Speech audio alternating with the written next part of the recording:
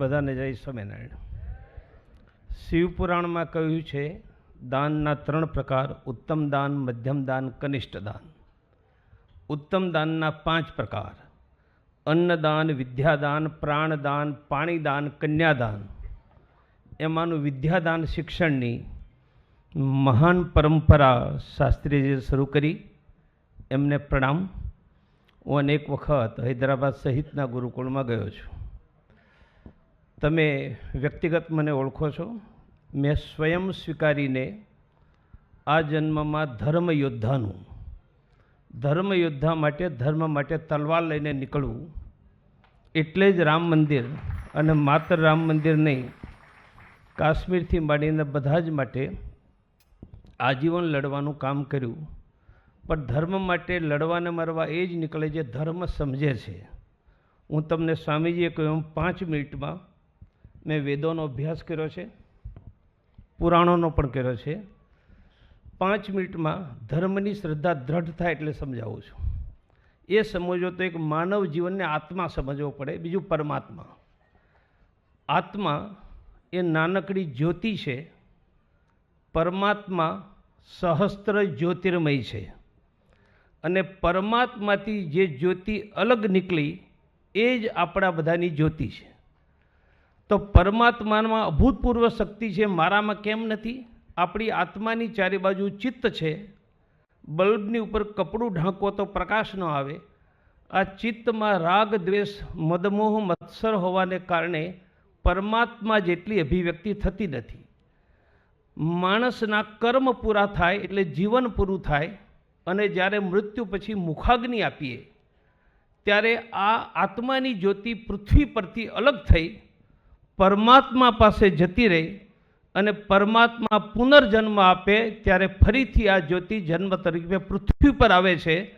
અને સંપૂર્ણ જીવનમાં ધનધાન્ય યશ એટલું જ મળે છે જેટલું પૂર્વ જન્મમાં આપણે પ્રાપ્ત કર્યું હોય છે. આ વ્યક્તિ આત્મા, પરમાત્મા. આપણે ખાઈએ છીએ એ અન્ન આંતરડામાં જઈને લોહીમાં ઓક્સિજન સાથે મળીને ઇલેક્ટ્રિસિટી પેદા કરે છે. અમે ડૉક્ટર કાર્ડિયોગ્રામ લઈએ છીએ, હૃદયમાં કેટલી ઇલેક્ટ્રિસિટી છે. તો આપણને જીવનની ઉર્જા અન્નથી મળે છે, અન્નને સૂર્યથી મળે છે. વેદોમાં સૂર્યને દેવતા કયા છે: સૂર્ય દેવતા, ચંદ્ર દેવતા, વાયુ દેવતા, અગ્નિ દેવતા. અને દેવતાઓને ઉર્જા ભગવાનથી મળે છે. ભાગ્યવાન, ગુણવાન, ધનવાન, યશોવાન. ધનવાન માની જેની પાસે વિપુલ માત્રામાં ધન છે એ ધનવાન. ભગવાન, ભગમાં ગ અડધો છે, ભગ માની અનંત ઉર્જા જેની પાસે છે એ ભગ. અને આપણને ઉર્જા મળે છે અન્નને સૂર્ય, સૂર્યને ભગવાનને. અને જેના શરીરમાં જેટલી વધારે ઉર્જા છે એનું આયુષ્ય વધારે, પૈસા વધારે, યશ, આરોગ્ય, આનંદ વધારે. અને અનંત કોટી બ્રહ્માંડની ઉર્જા માનવ જીવનમાં પ્રાપ્ત કરવાની વ્યવસ્થાનું નામ સનાતન વૈદિક હિન્દુ ધર્મ છે. હું એનો ઉપાસક છું, પૂજારી છું, અને આ જન્મમાં બંને હાથોમાં તલવાર લઈને નીકળનારો ધર્મ યોદ્ધો છું. એટલે રામ મંદિર પણ માટે લડતો રહ્યો.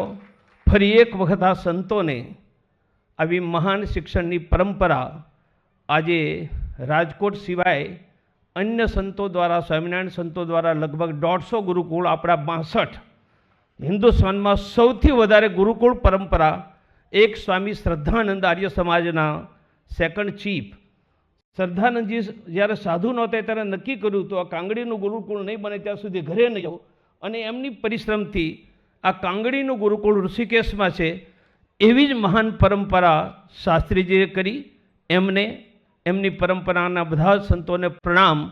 આપણને બધાને શિક્ષણ મળે. મને પણ શિક્ષણ ન મળ્યું હોત તો ગામડામાં હળ ચલાવતો હોત. શિક્ષણ મળ્યું તો 42 વર્ષ પહેલાં કેન્સર સર્જન કર્યો. આપણા બધા કુટુંબના લોકોને શિક્ષણ મળે, અને સ્વામિનારાયણ ભગવાન જેવી આવી મહાન શિક્ષણની પરંપરા આગળ રહેતી રહે એ કરી. આવો ધર્મનું આચરણ કરીએ, અને ધર્મની રક્ષા માટે જરૂર પડે ત્યારે તલવાર લઈને નીકળીએ. નમસ્કાર.